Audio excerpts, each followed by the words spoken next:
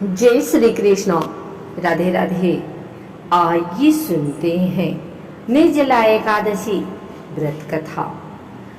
शौनक आदि 88,000 ऋषि मुनि बड़ी श्रद्धा से इन एकादशियों की कल्याणकारी व पापनाशक रोचक कथाएं सुनकर आनंद मग्न हो रहे थे। अब सबने ज्येष्ठ माह के शुक्ल पक्ष की एकादशी की कथा सुनने की प्रार्थना की। तब सूत जी ने कहा, महर्षि व्यास से। एक बार भीमसेन ने कहा, हे पितामह, भ्राता युधिष्ठिर, माता कुंती, द्रौपदी, अर्जुन, नकुल और सहदेव आदि एकादशी के दिन व्रत करते हैं और मुझे भी एकादशी के दिन अन्न खाने को मना करते हैं। मैं उनसे कहता हूँ कि भाई, मैं भक्ति पूर्वक भगवान की पूजा कर सकता हूँ और दान दे सकता हूँ, किंतु मैं भूखा नहीं रह सकता। इस पर महर्षि व्यास ने कहा, हे भीमसेन, वे सही कहते हैं। शास्त्रों में वर्णित है कि एकादशी के दिन अन्न नहीं खाना चाहिए। यदि तुम नरक को बुरा और स्वर्ग को अच्छा समझते हो तो प्रत्येक माह की दोनों एकादशियों को अन्न नहीं खाया करो।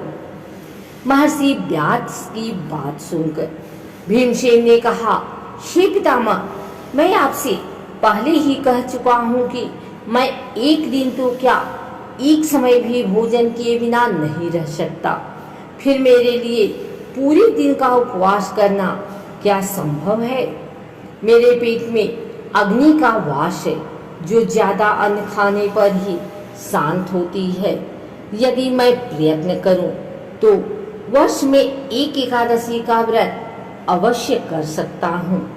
अतः आप मुझे कोई एक ऐसा व्रत बतलाइए जिसके करने से मुझे स्वर्ग की प्राप्ति हो सके। भीमसेन की बात सुन व्यास जी ने कहा, हे पुत्र, बड़े बड़े ऋषि और महर्षियों ने बहुत से शास्त्र आदि बनाए हैं। यदि कलयुग में मनुष्य उनका आचरण करे तो अवश्य ही मुक्ति को प्राप्त होता है। उनमें धन बहुत कम खर्च होता है। उनमें से जो पुराणों का सार है वह यह है कि मनुष्य को दोनों पक्षों की एकादशियों का व्रत करना चाहिए। इससे उन्हें स्वर्ग की प्राप्ति होती है। महर्षि व्यास ने कहा, हे वायुपुत्र, वृषभ संक्रांति और मिथुन संक्रांति के बीच में ज्येष्ठ माह की शुक्ल पक्ष की एकादशी आती है। उसका निर्जल व्रत करना चाहिए। इस एकादशी के व्रत में स्नान और आचमन करते समय यदि मुख में जल चला जाए तो इसका कोई दोष नहीं है, किंतु आचमन में 6 मासे जल से अधिक जल नहीं लेना चाहिए। इस आचमन से शरीर की शुद्धि हो जाती है।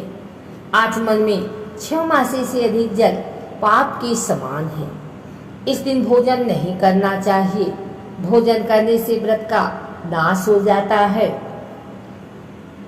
सूर्योदय से सूर्यास्त तक यदि मनुष्य जलपान न करे तो उससे 12 एकादशियों के फल की प्राप्ति होती है। द्वादशी के दिन सूर्योदय से पहले ही उठना चाहिए। इसके पश्चात भूखे ब्राह्मण को भोजन कराना चाहिए। तत्पश्चात स्वयं भोजन करना चाहिए। हे भीमसेन, स्वयं भगवान ने मुझसे कहा था कि इस एकादशी का पुण्य सभी तीर्थों और दान के बराबर है। एक दिन निर्जला रहने से मनुष्य पापों से मुक्त हो जाता है। जो मनुष्य निर्जल एकादशी का व्रत करते हैं उन्हें मृत्यु के समय भयानक यमदूत नहीं दिखाई देते, बल्कि भगवान श्री हरि के दूत स्वर्ग से आकर उन्हें पुष्पक विमान पर बैठाकर स्वर्ग को ले जाते हैं। संसार में सबसे उत्तम निर्जला एकादशी का व्रत है। अतः यत्न पूर्वक इस एकादशी का निर्जल व्रत करना चाहिए। इस दिन ओम नमो भगवते वासुदेवाय इस मंत्र का उच्चारण करना चाहिए। इस दिन गौदान करना चाहिए। इस एकादशी को भीमसेनी या पांडव एकादशी भी कहते हैं। निर्जल व्रत करने से पहले भगवान का पूजन करना चाहिए और उनसे प्रार्थना करनी चाहिए कि हे प्रभु, आज मैं निर्जल व्रत करता हूँ, इसके दूसरे दिन भोजन करूँगा। मैं इस व्रत को श्रद्धा पूर्वक करूँगा, मेरे सब पाप नष्ट हो जाएं। इस दिन जल से भरा हुआ घड़ा वस्त्र आदि से ढककर स्वर्ण सहित किसी सुपात्र को दान करना चाहिए। इस व्रत के अंतराल में जो मनुष्य स्नान तप आदि करते हैं उन्हें करोड़ फल स्वर्ण दान का फल प्राप्त होता है। जो मनुष्य इस दिन यज्ञ होम आदि करते हैं उसके फल का तो वर्णन भी नहीं किया जा सकता। इस निर्जला एकादशी के व्रत के पुण्य से मनुष्य विष्णु लोक को जाता है। जो मनुष्य इस दिन अन्न खाते हैं उनको चांडाल समझना चाहिए, वे अंत में नरक में जाते हैं। ब्रह्म रक्त बहाव करने वाले, मांस खाने वाले, चोरी करने वाले, गुरु से ईर्ष्या करने वाले, झूठ बोलने वाले भी इस व्रत को करने से स्वर्ग के भागी बन जाते हैं। हे अर्जुन, जो पुरुष या स्त्री इस व्रत को श्रद्धा पूर्वक करते हैं उनके निम्नलिखित कर्म हैं। उन्हें सर्वप्रथम विष्णु भगवान का पूजन करना चाहिए, तदुपरांत गौदान करना चाहिए। इस दिन ब्राह्मणों को दक्षिणा देनी चाहिए।